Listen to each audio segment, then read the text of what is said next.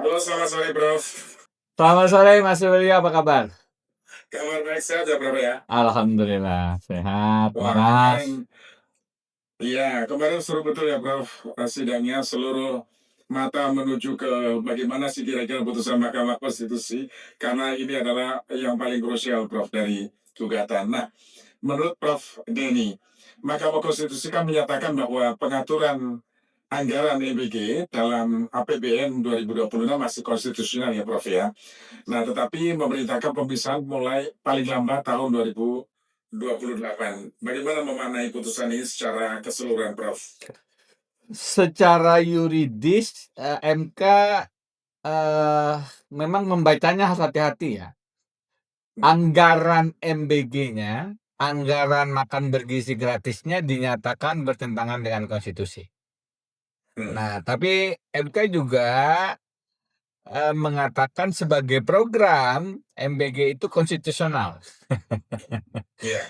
Jadi Sebagai program ya, Prof ya. benar, tetapi sebagai anggaran yang dimasukkan ke dalam anggaran pendidikan itu dianggap mengganggu alokasi komponen utama anggaran pendidikan. Dan harusnya kalau mau ada, kata MK, berdiri sendiri, dipisahkan anggaran MBG itu, tidak mendompleng ke dalam anggaran pendidikan di APBN. Kemudian juga pasalnya penjelasan 22 ayat 3 yang menjelaskan MBG itu ada dalam penjelasan, itu dianggap menimbulkan ketidakpastian hukum. Itu secara legal konstitusionalnya. Persoalannya adalah ketika melihat putusan MK yang bukan seakan-akan ya, ambigu ini. Kenapa ambigu? Dianggap melanggar konstitusi, tetapi kemudian diberi ruang sampai paling lama memang sampai 2028. Itu artinya apa? Loh, melanggar konstitusi kok diberi waktu, kok toleransi sampai 2 tahun? Kan harusnya kalau melanggar konstitusi berhenti. Begitu dong. Yuridisnya Mahkamah Konstitusi kalau melanggar konstitusi jangan diteruskan. Karena konstitusi itu adalah hukum dasar. Putusan-putusan MK yang semacam ini menunjukkan dugaan saya ada dinamika di antara hakim konstitusi.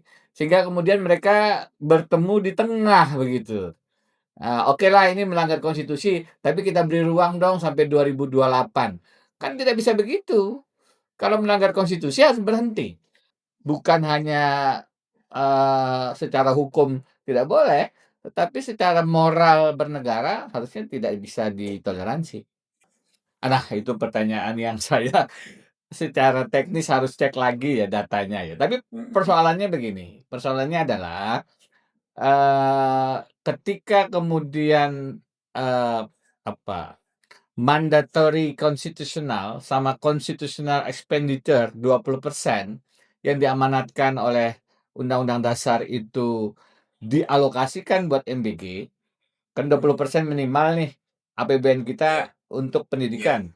Kemudian mayoritasnya itu buat MBG, itu yang menurut MK tidak sejalan dengan maksud pembuat Undang-Undang Dasar. Kalau rincian anggarannya, saya terus terang harus cek lagi karena menyangkut angka ya. Takut nanti saya salah hitung penggilingan padi 2 triliun kan repot saya nanti. Itulah. Saya bisa memahami teknis perundang-undangannya. Jadi MK mengatakan ini tinggal ya 5 bulan lagi lah 2026 kan.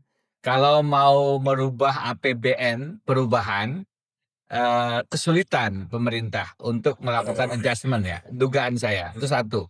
Yang kedua, undang-undang APBN ini kan memang berbeda dengan undang-undang yang lain. Sifatnya ada sifat en-malih, sekali untuk 1 tahun saja. Karena dia kan anggaran tahun 2026 gitu. Dia tidak bisa di-carry over untuk tahun-tahun selanjutnya. Sehingga ada sifat yang kalau dari sisi hukum itu sebenarnya sifat untuk keputusan, bukan peraturan. Tapi untuk undang-undang anggaran pendapatan belanja negara, ada sifat masa berlaku yang memang hanya 1 kali 1 tahun itu. Itu yang kedua. Yang ketiga, tapi harusnya jangan diberi ruang sampai 2028 dong.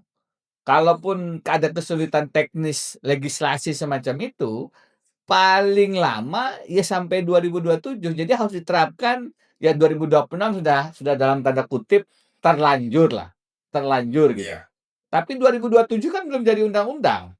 Masih ada iya, ruang untuk melakukan, adjustment, perbaikan, menyesuaikan dengan putusan MK. Tentu perdebatan di ruang RPH, rapat permusyawaratan hakimnya tidak bisa kita akses ya. Secara aturan itu rahasia negara. Nah, iya, iya, jadi apa yang terjadi di balik putusan ini yang paling tahu adalah para hakim konstitusi dan tidak bisa kita akses. Tapi boleh kita melakukan analisis, terutama kalau dilihat dari standing hakim-hakim ya. Ada 2 hakim baru kan sekarang ini, Pak Adis Kadir dan, Pak Lili ya. Yang satu dari iya, Mahkamah Agung, Pak Lili, yang satu dari DPR, Pak Adis Kadir. Kami sedang menyoal, proses seleksi Pak Adis Kadir di PT UN. Sebelumnya kami wih, menyoalnya di Majelis Kehormatan Mahkamah Konstitusi. Kenapa? Karena menurut kami proses seleksinya tidak sejalan dengan, aturan seleksi yang harus transparan, partisipatif, akuntabel, dan seterusnya. Kenapa ini saya sampaikan? Karena saya menduga komposisi hakim konstitusi yang ada sekarang ini melalui proses seleksi yang tertutup dan cenderung kolutif itulah yang bisa menyebabkan MK mudah terkooptasi dan ujungnya mudah toleransi kepada pertimbangan-pertimbangan politik praktis. MK sejatinya harus berdiri pada fungsi utamanya sebagai the guardian of the constitution, pengawal iya, konstitusi. Pertimbangannya adalah pertimbangan konstitusional. Pertimbangannya adalah pertimbangan undang-undang dasar, bukan pertimbangan politik, bukan pertimbangan, teknis legislasi yang menyebabkan mereka memberi ruang 2 tahun tadi untuk, pelanggaran konstitusi di 2026, 2027, 2028. Jadi menurut saya, dugaan saya, prediksi saya, analisis saya, proses seleksi yang lebih tertutup dan lebih kolutif itu menghadirkan komposisi hakim yang lebih juga cenderung tidak progresif, cenderung konservatif, cenderung membuka ruang pertimbangan-pertimbangan politik praktis. Nah, ini yang harus kita kritisi.